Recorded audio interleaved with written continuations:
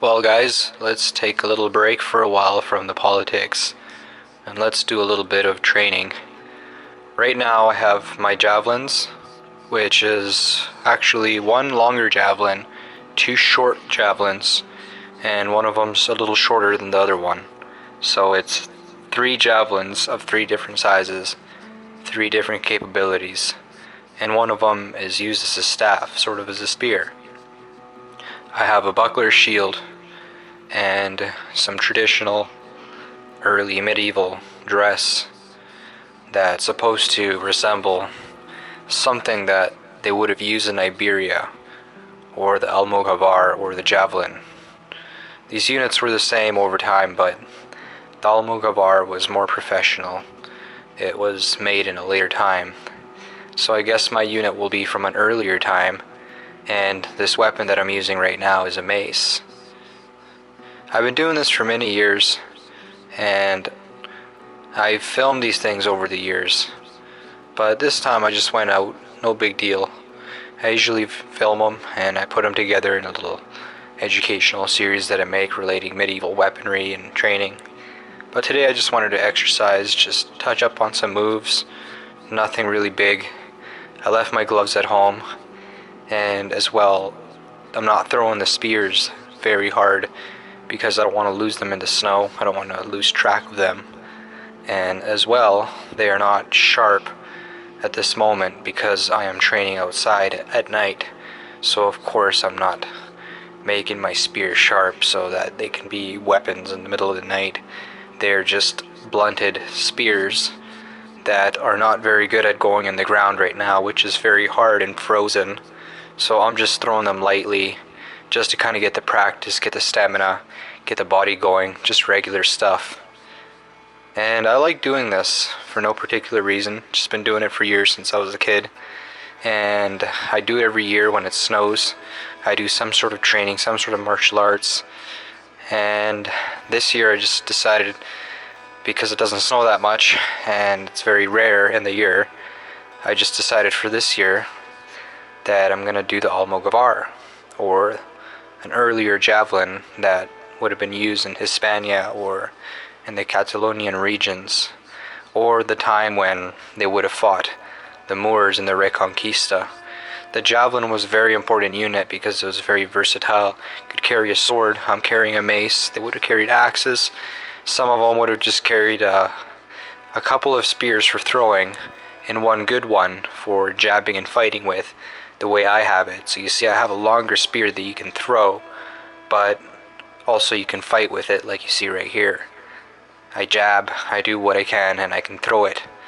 Now once again, I'm not throwing it very hard for a specific reason, because I'm just training lightly and it's not made to be serious. And you shouldn't even train too seriously anyways. You should just train so you can get your stamina up, pretend that there's enemies around and that you're combating them. And right here, I like the mace in particular, because you can use the buckler. It's very versatile. You can knock the sword away and you can do damage every time you hit. It doesn't have to be a specific way that you hit. As long as you hit, it will rattle something because it's a mace.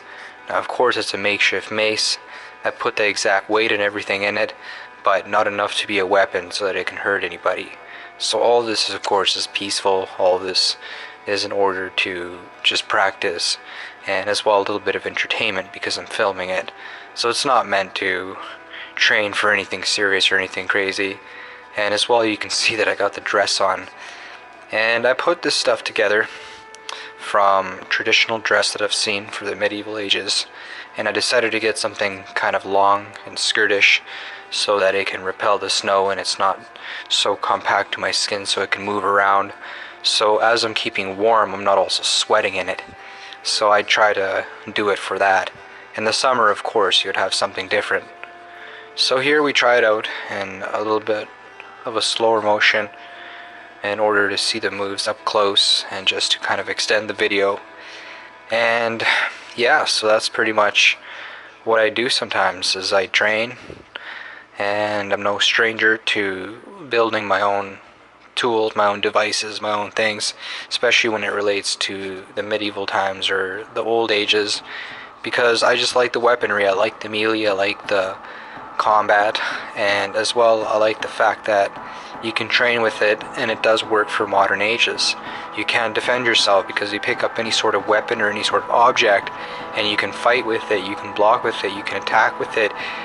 Believe it or not, if you want to become a good martial artist, I suggest that you become a good swordsman as well, because it helps with the moves. It helps you go in with your legs, go in out with your legs. It helps a lot the legs, the lower body.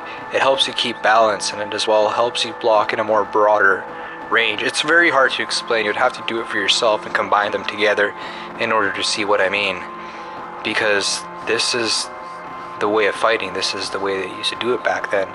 And in medieval Spain, or Iberia, or whatever you call it, Hispania, the regions of those regions, which have a lot of names, but the broader name would have been Iberia or Hispania, and as well the modern day Portugal and all those areas. They would have had their style of combat, and what you're seeing on your screen, even though it's not the most top-notch, I'm not putting the best martial arts in it, I'm showing you a rough idea of how they would have fought. Light infantry, not that much armor, very quick, very mobile, very good at fighting in close quarters, and as well a little bit of long distance. They would have as well made excellent archers. I'm fighting in the open as if I were to be fighting multiple opponents and with multiple opponents. But also the Spanish javelins, or the Iberian javelins, or units that were skirmishers, or the kind that I'm representing right now, they would have fought in mountainous regions. They would have fought in a lot of rocks, a lot of forest. They would have been good at blending in with their environment. There was a lot of caves. There is a lot of caves in Iberia and places like that. So these people, they would have had a lot of places to hide. As well, you can imagine in those days when there was much more trees, much more water, much more abundance of wildlife in places like Europe, especially in Spain, how it would have looked, how it still looks, but how it would have looked back then with different temperature, different weather. Everything's not as corroded as it is today because of human progress, what we've done to our planet.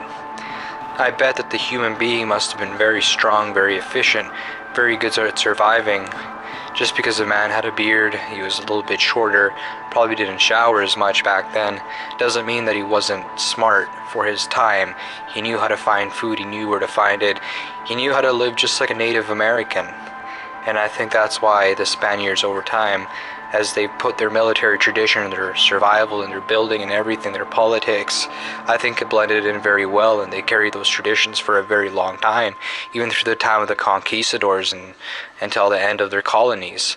These people maintained their military tradition with their ways of survival, and it's something that I admire a lot. It's part of my culture, as well share in the German culture, and I don't know what else I could share with, but that's the dominant traits that I understand from my bloodline. It's German and Spanish, but mainly Spanish culture, Spanish language, everything. The German part would just come in through the bloodline, probably through my grandfather, but he spoke Spanish as well. He was in a Spanish region. So this is my tradition, and as well for the Germanic tribes, they would have done this in the snow as well.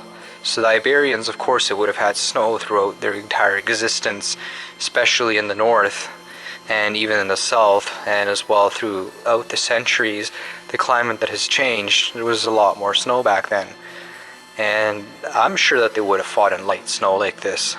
But you can imagine places that are the German areas, how cold it would have got, how they would have fought not only in snow but in ice, in forest, and using the same kind of, roughly the same kind of weapons that I got right here, but they would have used more axes and different kinds of strategies and methods and ways of attacking. And yes, the axe would have been very important.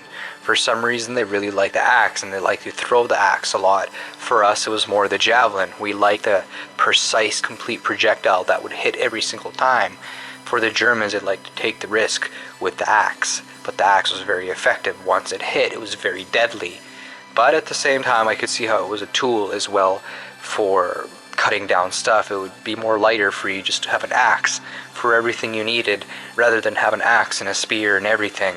It would have just been easier to carry maybe less of a spear and an axe instead. For me, I would want to carry a sword, I'd want to carry a couple of javelins, stuff like that, because that is my method in Iberia.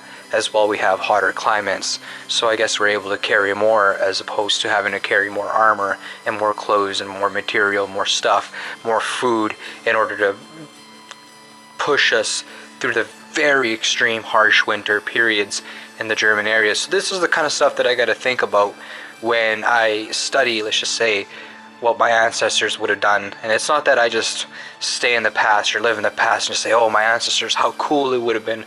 No, it's pretty real stuff that you should learn about who you are, your identity, what your past forefathers have done in order to get you to where you are today. And I have learned a lot, just like a Native American today would learn a lot from his tribe or from his past, or what he still has left of his past, him or her child and elder, for sharing, for doing what they do. And a lot of European people today, they don't understand really their heritage.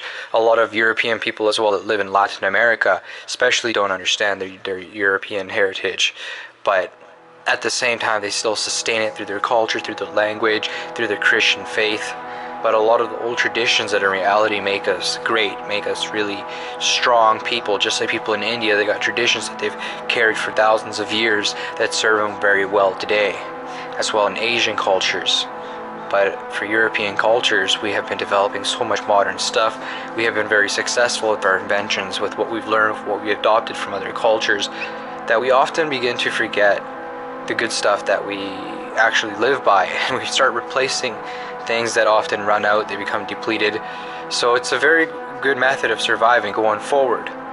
But it's like those characters in Morrowind. It's like you start to become dependent on your technology, and like the Dunmar, you could possibly make yourself extinct or have remnants of you sticking by your technology in the future.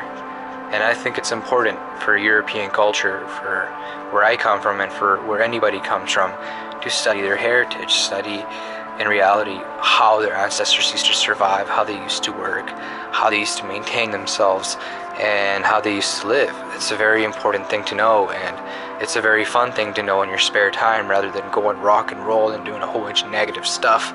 Why don't you do that as a youth? And that's what I always try to do as a young person. I always try to look for better methods to educate myself, to do something positive, not just leave myself open for crime or for negative things.